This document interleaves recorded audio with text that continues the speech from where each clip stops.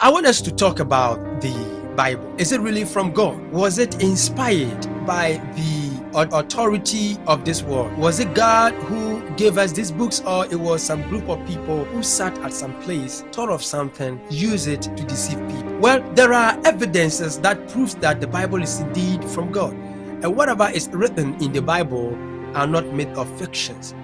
And today I want us to dive deep a little bit from whatever historians said, in line with archaeologists, and then we put it together, and then we dive deep in the Bible to see if indeed whatever was written is from God.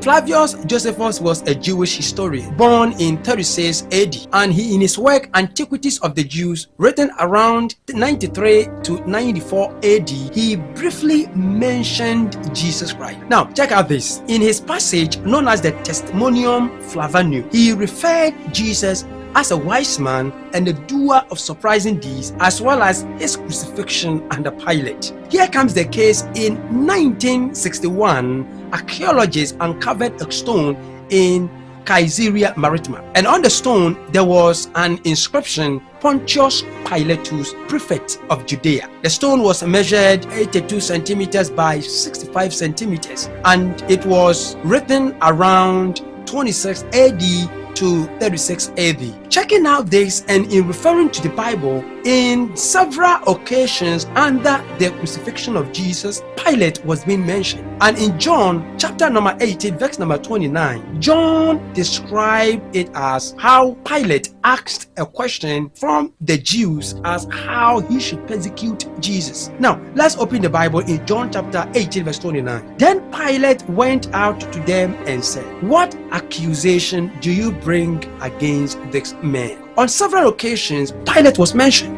Some people praise archaeologists so they may disprove the Bible, and out of this they indeed discover some stones and some other materials that has inscriptions on them, proving that the Bible is indeed from God, and whatever event took place is indeed rare and a fake.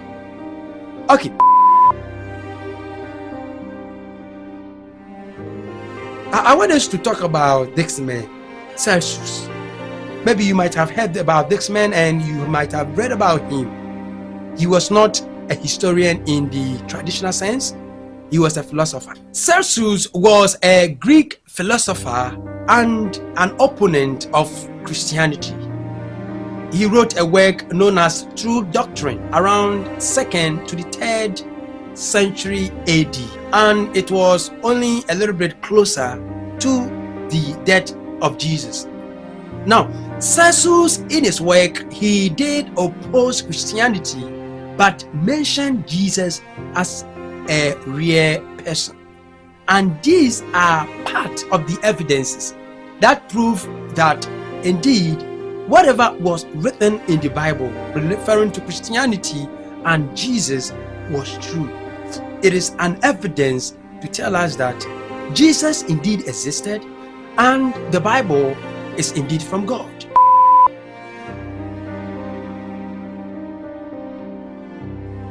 For some years ago, there were people who tried to oppose the existence of Jesus in the flesh. They did say Jesus didn't exist.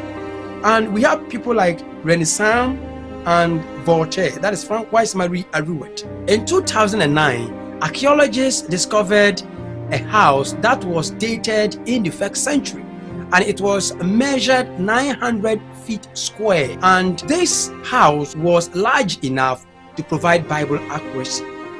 People tried to visit, they tried to disprove, they tried to prove that the Bible is from God, and they take people, especially archaeologists, they go to a place and they search and they find evidences, and they really come under conclusion that indeed the Bible is from God.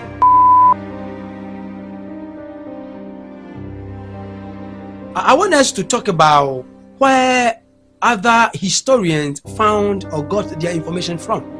First, we are going to deal with the oral tradition. Now, within the patriarchal, Mosaic, and the Christian age, within those communities, let's say within the patriarchal age or the Mosaical age, the Jewish communities and the Christian age, the Christian communities kept on passing information, rules, and messages from their parent to the young ones. And as they kept on giving birth, they kept on sharing these among them. And people who were around, not even being a Christian, heard about whatever was happening, and they had the ability to write about whatever was moving around as they existed. Let's deal with the written account. As we have already spoken about, that there are some stones and houses and other things that are being discovered by archaeologists, these historians, to have evidences. So they visit those places and they gather together their information and they write about God, especially Christianity and things pertaining to the Jewish religion. Let's deal with the interviews and personal contact. Well, historians who want to write about Christianity, who want to write about Jesus, will visit Christian communities or Jewish communities, and they will have interactions with those people, and they will ask them a lot of questions about the religion. And as they kept on asking, they will just be writing and jotting things down, and then they will pile them together, give accurate information about Christianity or about God. There are official records that were made.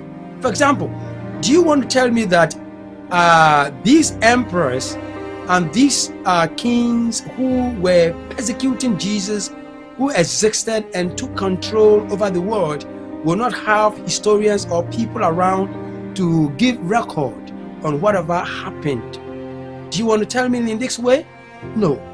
So there are records that were penned down, inscriptions that were written on stones and papyrus, and those stones and papyrus are still in the museums. And therefore, within that time when historians wanted to write about Christianity and religion, they themselves consulted those materials and wrote about God. So nobody can disprove the Bible with any evidences from elsewhere. People who try to disprove it, somebody like Voltaire came under conclusion that whatever he did was wrong, and he pleaded to reconcile with Christians. Okay, I want us to deal with the last source: common knowledge and public records. Every nation, every village, towns, and cities has always gotten their records. For example, I live in Hafasni, a Ghanaian, and if you come to Hafasni now, there are records about whatever has happened. Sometimes when we go out, we find information from the aged people. The aged people, they give us information that within the 19th, within the period of 20 years ago, that was what happened. And sometimes they ask us to visit to some places in Hafasni to discover all those records. And therefore, within the Christian and the Mosaical and the patriarchal age, there were public records. Therefore, historians had the opportunity to get all these evidences. Now, proving from this, it shows exactly that the Bible is indeed from God. It is not, I just gave you short and brief evidence that prove that whatever was written in the Bible is indeed from God.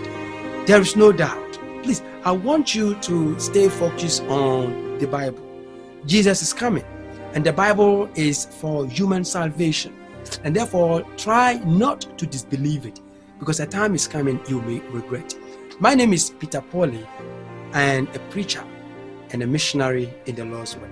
God richly bless you and enlarge your territory. Thank you. So the original Bible was written so many years ago, before the slave trade Bible. That is the Negro Bible. Kind Revelation 21:21. Or say, let me take you aback. Simon the Cyrenian, who helped Jesus to carry the cross, was an African. In sorrow, he's my comfort. In trouble, he's my stay. He tells